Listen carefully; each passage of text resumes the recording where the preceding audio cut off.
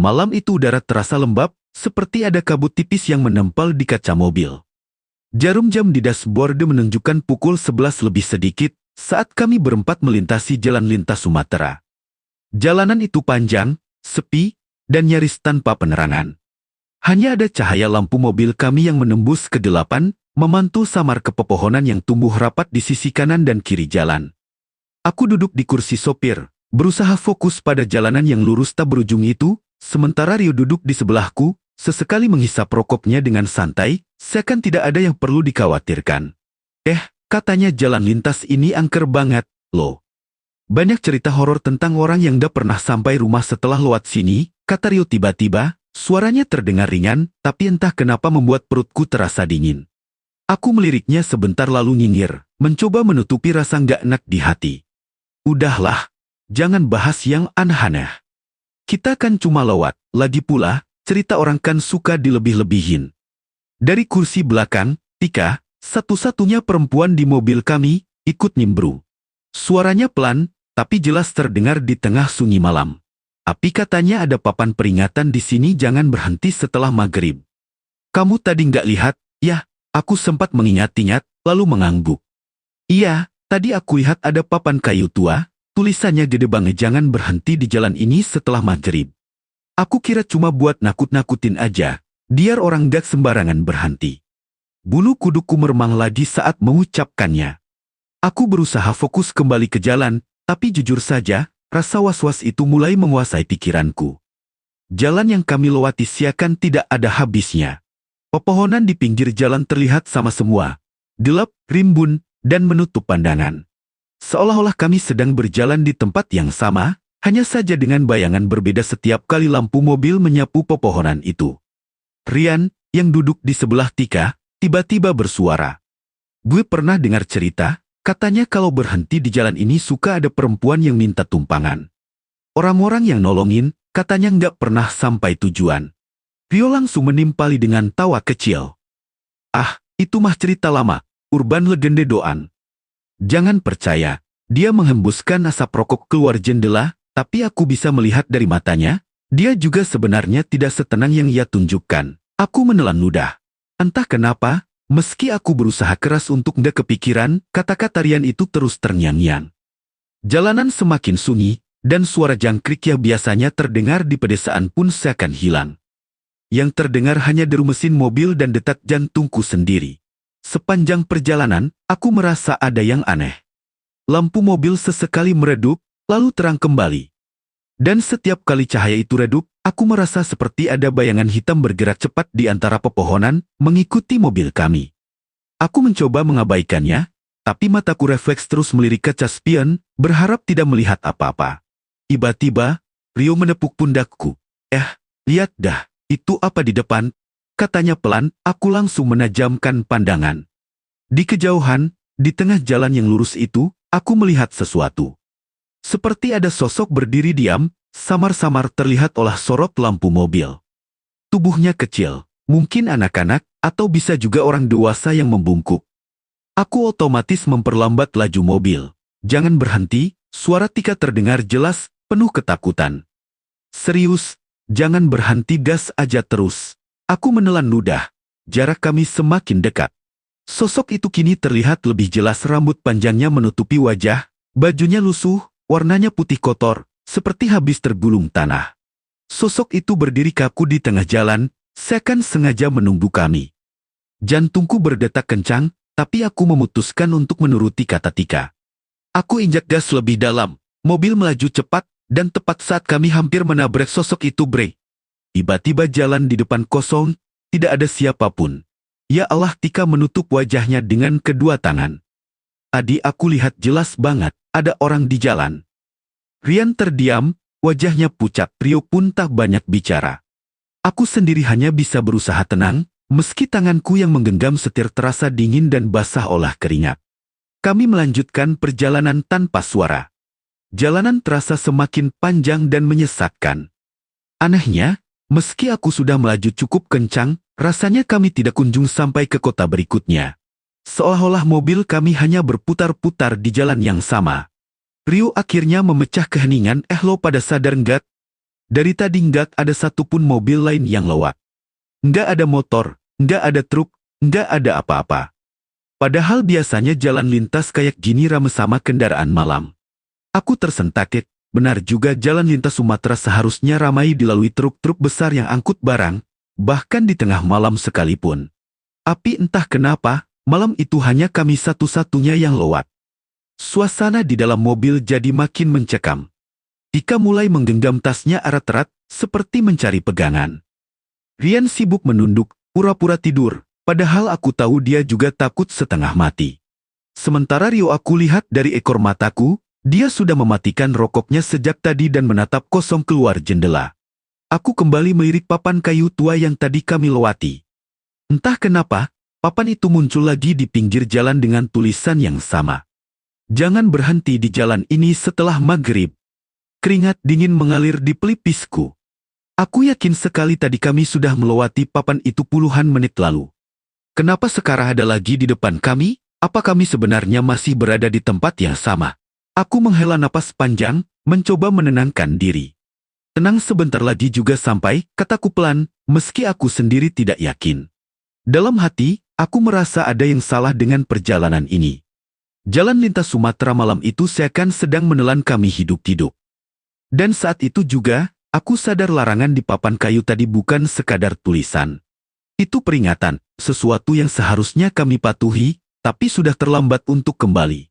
Malam semakin larut, dan suasana dalam mobil benar-benar sunyi. Tidak ada yang berani bicara lagi setelah papan kayu itu muncul untuk kedua kalinya. Aku merasakan setir di tanganku terasa semakin berat, seperti ada yang menahan laju mobil. Mungkin hanya perasaanku, atau mungkin juga memang ada sesuatu di luar nalar yang sedang mengikuti kami. Rio yang biasanya paling cerewet kini hanya duduk diam, matanya menatap lurus ke depan dengan wajah tegang. Tika menggenggam tanganku dari kursi belakang, jari-jarinya dingin seperti es. Rian terlihat berkeringat meskipun ak mobil menyala cukup dingin. Tiba-tiba, suara ketukan terdengar, tok-tok-tok pelan, tapi jelas. Seolah-olah ada yang mengetuk kaca mobil dari luar. Aku refleks menoleh ke kiri, tapi jalan di samping mobil hanya gelap, dipenuhi pepohonan yang rapat. Tidak ada apa-apa. Aku mencoba menenangkan diri, mengira itu mungkin hanya ranting pohon yang tertiup angin. Tapi suara ketukan itu terus berulang, kali ini dari arah kanan. Tok tok tok. Bro, lo denger nggak? Suara Rian bergetar. Aku mengangguk tanpa menoleh, berusaha tetap fokus pada jalan. Diem aja, jangan diladenin, jawabku cepat. Ketukan itu berhenti, tapi tiba-tiba terdengar suara lain. Suara tawa kecil, irih, seperti suara anak kecil yang berlari sambil tertawa, bergaung entah dari mana. Awa itu tidak terdengar wajar, lebih mirip rekaman yang diputar pelan, serak, dan terdistorsi. Tika langsung menutup telinganya. Aku nggak mau dengar, katanya sambil terisak. Aku mempercepat laju mobil. Jalanan lurus di depan seolah tidak ada habisnya, tapi aku berharap dengan menambah kecepatan, semua suara aneh itu bisa hilang. Namun harapanku hancur saat dari kejauhan, di tepi jalan, aku melihat sosok perempuan. Ia berdiri menghadap ke arah kami, dengan kepala sedikit menunduk. Rambut panjangnya tergerai kusut, menutupi sebagian wajah. Bajunya putih kotor, seperti habis dicelup lumpur. Astagfirullah, Rio berbisik lirih. Itu orang yang tadi kita lihat, kan? Aku terdiam, jantungku berdetak makin cepat. Sosok itu semakin jelas saat mobil mendekat. Yang membuatku hampir kehilangan kendali adalah ketika perempuan itu tiba-tiba tersenyum. Senyumnya lebar, tidak wajar, seperti bibirnya bisa melebar sampai ke pipi. Aku ingin menginjak gas lebih dalam dan melaju kencang melewatinya. Tapi tepat ketika mobil hampir sejajar dengannya, sosok itu hilang. Dalam sepersekian detik, aku merasa seperti ada sesuatu yang bergerak di sampingku. Astaga, dia di jendela, teriak Tika histeris. Aku menoleh sekilas dan benar saja. Di kaca jendela sebelah kiri, wajah pucat perempuan itu menempel. Matanya hitam kosong, mulutnya terbuka lebar. Tubuhnya seakan melayang mengikuti mobil dengan kecepatan yang sama. Aku panik, segera menginjak gas sekuat tenaga. Mesin meraung, mobil melaju kencang, tapi wajah itu masih menempel di jendela, menatap kami dengan ekspresi menyeramkan. Rio berteriak membaca doa apa saja yang ia ingat. Tika menangis keras, sementara Rian hanya bisa mematung, Matanya terbuka lebar tanpa berkedip. Tiba-tiba, lak wajah itu lenyap begitu saja. Kaca jendela kembali gelap, hanya pantulan hutan yang berlari mundur. Nafasku terengah-engah, dan tanganku gemetar hebat di setir. Kita harus keluar dari jalan ini sekarang juga, kataku dengan suara serak. Namun Rian tiba-tiba bersuara pelan, lo sadar nggak? Dari tadi kita nyetir kenceng, tapi nggak ada tanda-tanda kota, nggak ada rest area, nggak ada rumah penduduk. Kita kayak nggak bergerak kemana-mana. Aku terdiam, kata-katanya benar. Kami sudah menempuh perjalanan hampir 1 jam sejak papan kayu itu pertama kali muncul, tapi jalanan tetap sama. Hutan gelap, lurus, dan tak berujung. Rio mulai kehilangan kesabaran. Jangan-jangan kita udah masuk dimensi lain, bro. Ini bukan jalan lintas biasa, aku ingin menyangkal, tapi hatiku sendiri goyah. Semuanya terasa tidak masuk akal. Saat aku berusaha menenangkan diri, tiba-tiba sesuatu melintas cepat di depan mobil. Aku injak rem mendadak, ban berdecit keras, dan mobil berhenti dengan hentakan kasar. Semua orang menjerit panik. Di depan kami, sekitar 5 meter jaraknya, berdiri perempuan itu lagi. Rambutnya menutupi wajah, tapi kali ini tubuhnya bergetar, dan darah menetes dari ujung jarinya. Dia mengangkat tangan, menunjuk langsung ke arah kami. Lalu terdengar suara lirih, serak, tapi jelas. Jangan berhenti, jantungku hampir berhenti.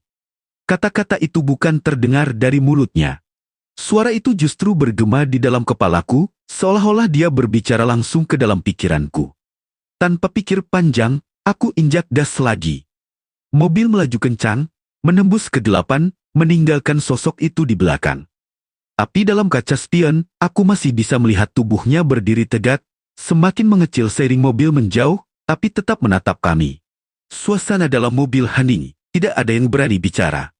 Hanya suara mesin dan detak jantung kami yang masih berpacu cepat. Aku mencoba mengatur napas, meski masih gemetar. Kita nggak boleh berhenti, apapun yang terjadi, jangan berhenti. Tika masih terisak pelan. Rio terdiam, menunduk dengan wajah pucat. Rian menatap keluar jendela, matanya kosong, seolah pikirannya sudah tidak ada di sini. Aku tahu, malam itu kami sudah melanggar larangan. Dan sekarang sesuatu sedang mengikuti kami di jalan angker lintas Sumatera ini. Malam itu seakan tidak ada akhirnya, mobil kami terus melaju di jalan lintas yang sama, tanpa tanda kehidupan, tanpa cahaya lain selain sorot lampu depan yang menembus kabut tipis. Jam di dashboard kini menunjukkan pukul 2 dini hari, tapi rasanya waktu berhenti. Kami berempat sudah terlalu lelah, terlalu takut, bahkan untuk berbicara. Tanganku kaku di atas setir, aku bisa merasakan setiap denyut nadi berdegup di pelipis. Tika sesekali masih terisak, sementara Rio dia memejamkan mata, entah berdoa atau hanya berusaha menenangkan diri. Rian tampak kosong, menatap keluar jendela seakan tidak peduli lagi pada apapun. Tiba-tiba, udara di dalam mobil berubah. Terasa mati, padahal tombolnya masih menyala. Udara yang tadinya dingin mendadak berubah panas, pengap, dan berat. Napas terasa sesak, lalu tercium bau busuk, amis, seperti bangkai hewan yang sudah lama membusuk.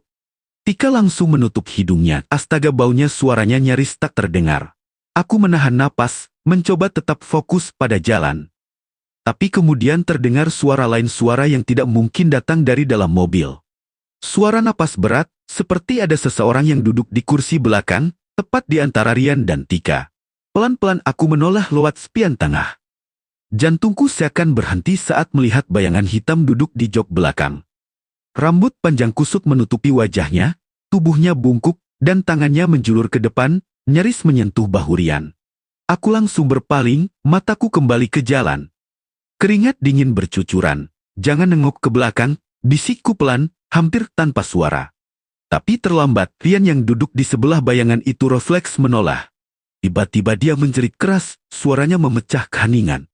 Agah, mobil langsung oleng. Aku buru-buru membetulkan arah setir. Rian meronta-ronta, berteriak seolah ada yang mencekik lehernya. Tangannya berusaha melepaskan sesuatu yang tak terlihat, matanya melotot, wajahnya memerah. Rio langsung mencoba menolong, memegang tangan Rian. Sadar, bro, tenang, tapi jeritan itu tidak berhenti. Rian bahkan sempat membenturkan kepalanya ke jendela, hingga kaca bergetar keras. Tika menangis histeris, ya Allah tolongin dia. Aku tidak tahu harus bagaimana, dalam keadaan panik, Aku teriak sekuat tenaga, baca doa apa aja. Tepak. Rio berusaha membaca doa, Tika pun ikut komat kamit meski suaranya bergetar. Perlahan, jeritan Rian mulai melemah. Dia terkulai lemas di kursi, napasnya tersengal, matanya terpejam. Api di kulit lehernya jelas terlihat bekas merah panjang, seolah benar-benar dicekik oleh sesuatu. Mobil kembali hening. Hanya suara mesin dan tangisan pelan Tika yang terdengar. Aku sendiri hampir kehilangan tenaga, tapi aku tahu perjalanan belum selesai. Beberapa menit kemudian, sesuatu yang tidak masuk akal kembali terjadi. Jalan yang tadinya lurus kini bercabang dua. Padahal, jalan lintas Sumatera tidak seharusnya bercabang di tengah hutan seperti ini. Di kiri, jalan tampak lebih gelap, dipenuhi kabut tebal. Di kanan, jalan sedikit lebih terang, meski tetap mencekam. Aku memperlambat mobil, kiri atau kanan? Tanyaku terburu-buru. Rio langsung menjawab, kanan aja, kanan. Tapi tiba-tiba suara lirih terdengar dari kursi belakang. Suara Rian, pelan, tapi jelas, kiri ambil kiri. Aku dan Rio langsung menoleh. Rian masih setengah sadar, wajahnya pucat, tapi bibirnya terus bergerak, berulang-ulang berkata, kiri kiri kiri. Aku merinding. Itu bukan suara normal Rian, suaranya serak, dalam, seperti bukan berasal dari tenggorokannya. Awas jangan nurut, itu bukan dia, Rio berteriak. Aku pun langsung banting setir ke kanan. Mobil melaju kencang ke jalan yang lebih terang. Tika berteriak, Rian kembali meronta, kali ini dengan mata terbelalak merah, menatapku dengan tatapan penuh amarah. Kenapa kamu nggak nurut? Kenapa nggak nurut? Suaranya terdengar seperti dua orang sekaligus berbicara dari mulutnya. Aku tidak menjawab, hanya fokus menyetir. Aku tahu, apapun yang berusaha menguasai tubuh Rian, pasti ingin menyesatkan kami. Jalan semakin panjang, tapi perlahan-lahan suasana berubah. Kabut mulai menipis, pepohonan tidak terlalu rapat, dan udara kembali terasa lebih normal. Aku menghela napas lega, meski masih tegang. Namun rasa lega itu hanya sebentar. Dari kejauhan, aku melihat sesuatu yang membuat darahku kembali membeku.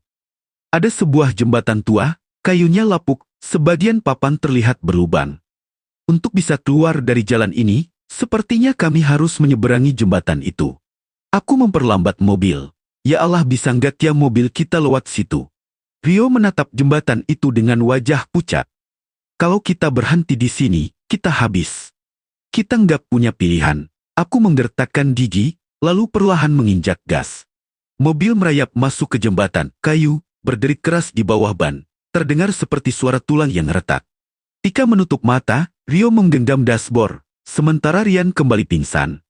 Aku terus melaju, jembatan bergoyang hebat, hingga tiba-tiba terdengar suara jeritan panjang, melengking, dari balik hutan di sekitar kami. Sosok perempuan itu muncul lagi, kali ini di ujung jembatan, berdiri diam sambil menunduk.